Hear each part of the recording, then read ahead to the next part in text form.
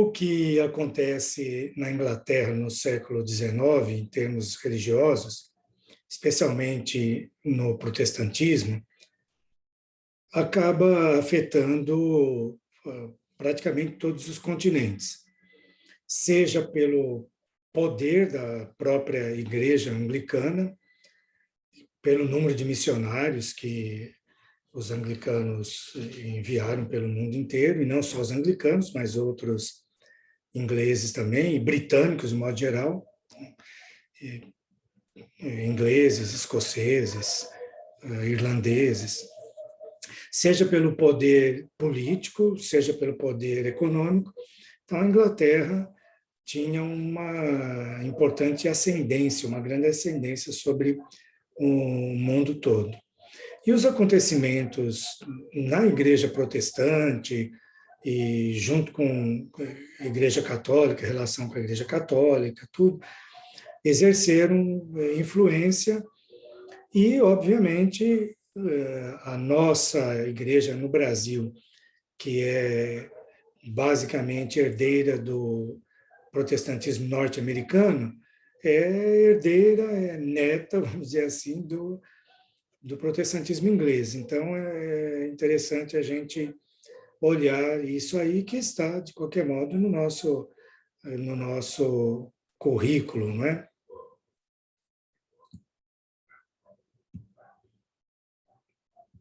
Então, vamos dar uma olhada no protestantismo na Inglaterra no século XIX. Um dos movimentos que, obviamente, vem desde antes do século XIX, um dos movimentos fundamentais para a gente entender esses acontecimentos, e teve bastante força, foi chamado Movimento de Oxford.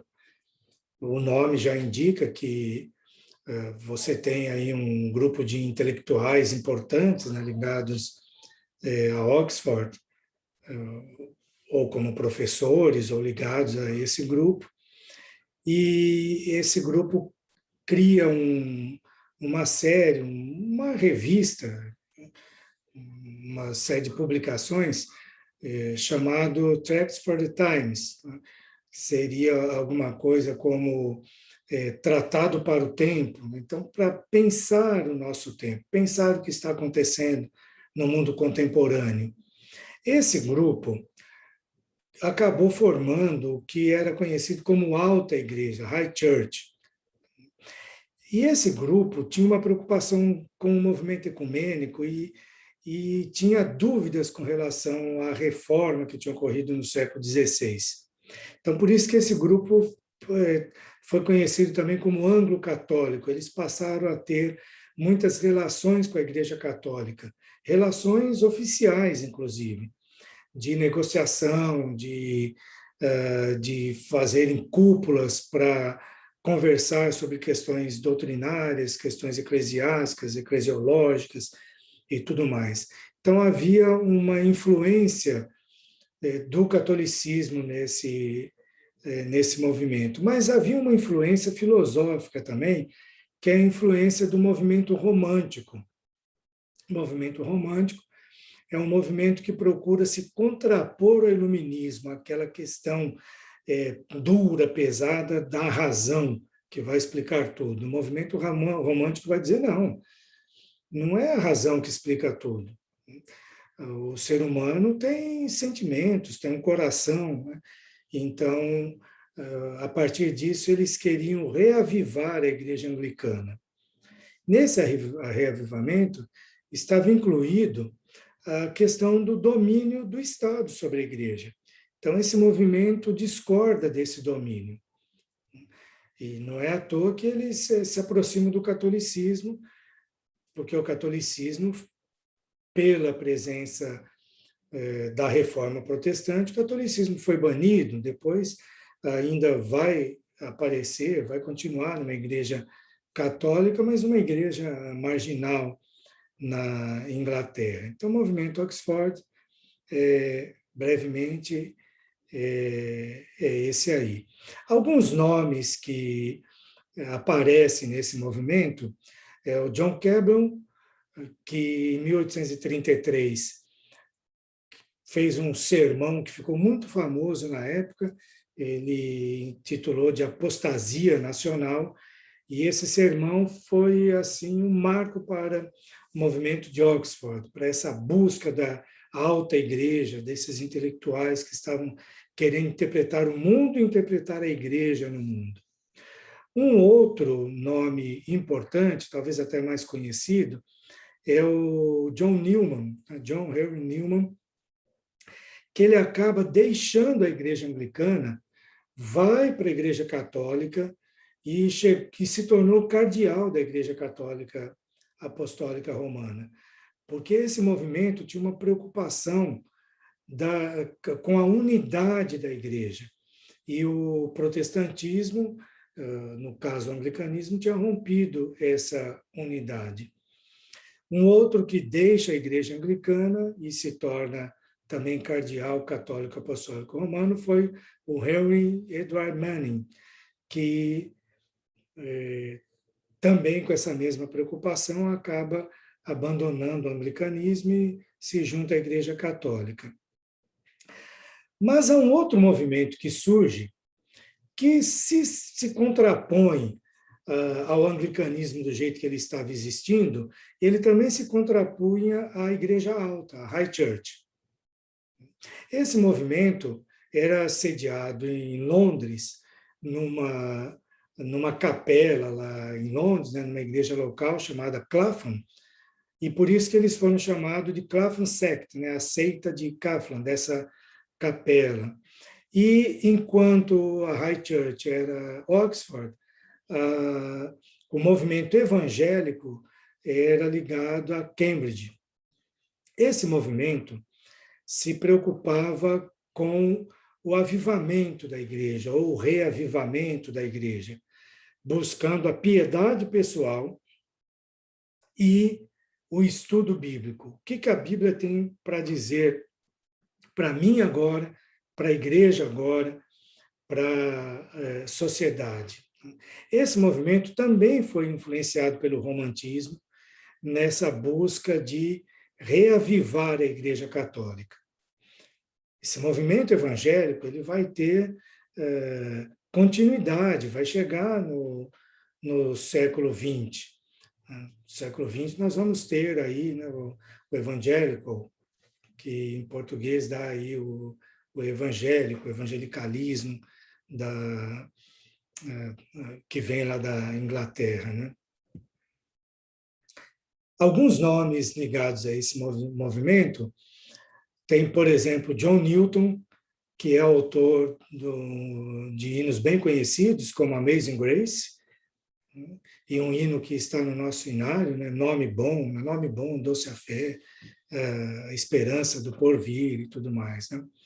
Um outro nome que na época era bastante conhecido e importante é o Charles Grant, que foi o presidente da Companhia Britânica das Índias Orientais. Então, era um homem que tinha uma piedade pessoal e que aplicou esse poder dele nesse processo de levar a Inglaterra para fazer comércio e expansão econômica para outras partes do mundo, especialmente para o Oriente. Ele aplicou isso junto com uma ideia de levar o evangelho, levar a cultura e tudo mais. A gente tem o William Wilberforce, que é um nome bastante conhecido porque ele foi um intrépido lutador contra a escravidão. E ele se elegeu para o parlamento inglês com esse discurso de lutar contra a escravidão. E promoveu, junto com o fim da escravidão, uma reforma penitenciária.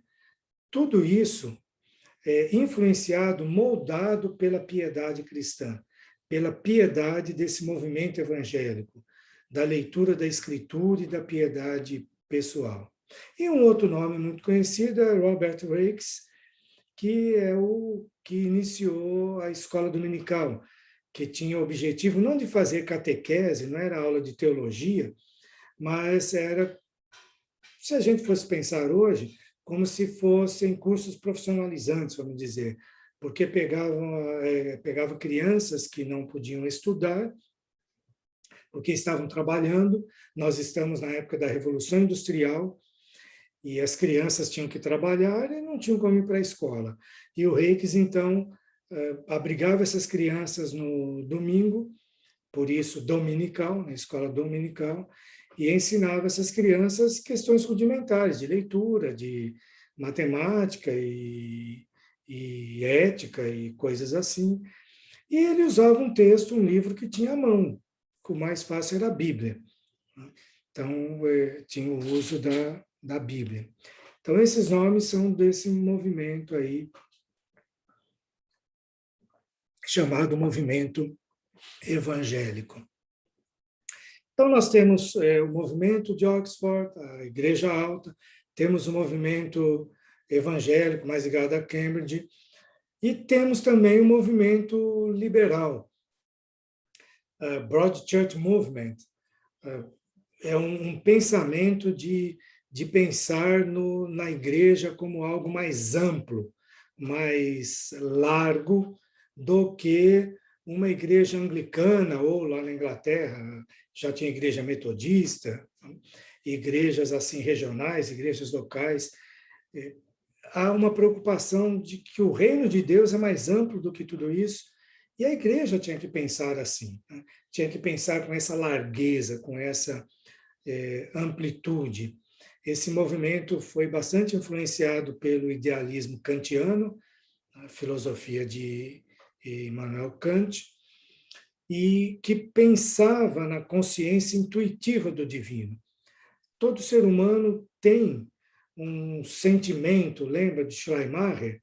Todo ser humano tem um sentimento do divino, tem aquele sentimento que depende de algo que é muito maior, que é o divino, que é o sagrado. E esse idealismo kantiano levava a pensar Jesus Cristo como um ser que está em todos os seres humanos, né? Uma imanência de Cristo no ser humano. Então, essas ideias acabam desenvolvendo na Inglaterra o chamado liberalismo teológico. Então, o liberalismo teológico não estava apenas na Alemanha, no continente, aparece também na Inglaterra. Esse liberalismo teológico vai ter uma preocupação importante com o social. A igreja é algo mais amplo e cuidar da sociedade e cuidar da igreja são as mesmas coisas. As pessoas precisam de compreender que a mensagem da igreja extrapola os muros da igreja. Então, por isso, evangelho social. Outros nomes que vão aparecer nesse movimento, o Frederic Maurice, que inicia um movimento socialista cristão, a partir da teologia da Bíblia, entende que as ideias socialistas são bíblicas, fazem parte da própria teologia bíblica. Veja que ele está antes mesmo de Karl Marx aqui. Se você lembrar que Karl Marx, com Engels, escreveram o Manifesto Comunista em 1848, então Frederic Maurice já estava aí, era contemporâneo desses pensamentos e está propondo um socialismo cristão, não materialista, o materialismo dialético do Marx. O Charles Kingsley também ingressou nesse movimento socialista cristão. John Colenso, que era bispo em Natal, é uma região do que é hoje a África do Sul, uma região lá na África, adere às teorias da alta crítica sobre a Bíblia, sobre teologia, e também se relaciona com essas ideias de movimento social da igreja. Mas um movimento que vai causar muita influência fora da Inglaterra, vai ser muito poderoso nos Estados Unidos da América, e dependendo do ponto de vista, que como o meu, por exemplo, vai causar muito estrago, foi um movimento protagonizado por esse teólogo aqui, chamado John Nelson Darby. É uma fotografia quando ele tinha em torno de 40 anos. O John Nelson Darby viveu de 1800 a 1882 e ele era de um grupo chamado Irmãos de Plymouth, na Irlanda, Dublin, Irlanda, e ele fez uma tradução da Bíblia que tinha esse título, né, longo aí, A New Translation from the Original Languages by John Nelson Darby. Mas nessa tradução da Bíblia, ele expõe as ideias dispensacionalistas, aquelas ideias das dispensações, e aí vai ter o período da grande tribulação, do arrebatamento da igreja e tudo mais. Nos Estados Unidos, teve um evangelista muito carismático, muito querido, chamado Cyrus Ingerson Scofield, que publicou uma Bíblia com comentários chamada Bíblia de Estudos de Scofield, em que ele apresentava essas ideias do Darby das dispensações. E aí, então, essas ideias das dispensações, vai ter a grande tribulação, o arrebatamento, e o mundo está ficando cada vez pior até chegar Jesus Cristo. Então, isso se espalhou especialmente pelas igrejas influenciadas pela Inglaterra, pela língua inglesa, não só pela Inglaterra e Estados Unidos. E aqui no Brasil, por exemplo, essas ideias dispensacionalistas tiveram muita força e têm até hoje muito poder. Um outro nome que teve bastante influência sobre o protestantismo inglês e norte-americano é esse sujeito aí, o Charles Spurgeon. Era um batista inglês, era um batista calvinista inglês, um pregador conversionista e avivalista, e muito simpático, muito carismático, e atraía muita gente para a igreja. E ele fundou um colégio, né, o Colégio do Pastor Spurgeon College, uma faculdade para treinar pastores e criar pastores com essa veia evangelística, com essa pregação animada, extemporânea e tudo mais, né? E isso exerceu uma influência muito grande na Inglaterra, nos Estados Unidos e em igrejas que estavam ligadas a esse mundo de fala inglesa. Um outro movimento que vai exercer bastante influência mundo afora foi o Exército da Salvação, o Exército de Salvação. Foi criado em 1865 em Londres por um pastor e a esposa dele, William Booth e Catharina Mumford. O William era pastor metodista e ele cria o Exército de Salvação para atingir especialmente as populações mais sofridas, as populações com necessidades específicas lá na Inglaterra, em Londres, num período em que a Inglaterra estava passando já pela segunda Revolução Industrial. O Exército de Salvação, que tem esse emblema ainda hoje, e que foi fundado pelo William Booth e pela Catherine Mumford, tinha como lema sopa, sabão, salvação. Soup, soap, salvation, do inglês, que também são 3 S's. Quer dizer, o que significa evangelizar? Evangelizar, falar que Jesus Cristo é Salvador e pedir para a pessoa levantar a mão e aceitar Cristo, tudo bem, isso é uma parte. Mas a pessoa que precisa de uma sopa, quer dizer, a pessoa que está passando fome, tem condições de ouvir essa mensagem?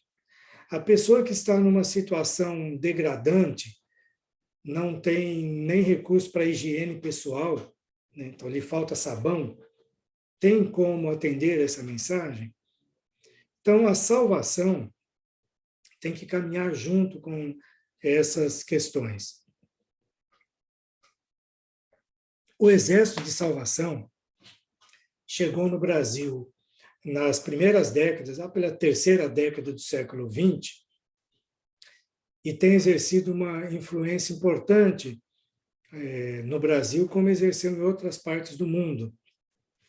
Sempre com esse lema: sopa, sabão e salvação. E eles não têm medo, eles vão onde a necessidade existe. Em regiões como Cracolândia, por exemplo, em São Paulo, é muito comum ter ali gente do Exército da Salvação procurando atender essas pessoas. Região de prostituição. Então, em regiões bem difíceis, eles não se furtam, não deixam de ir lá atender. Então, exerceu bastante influência também.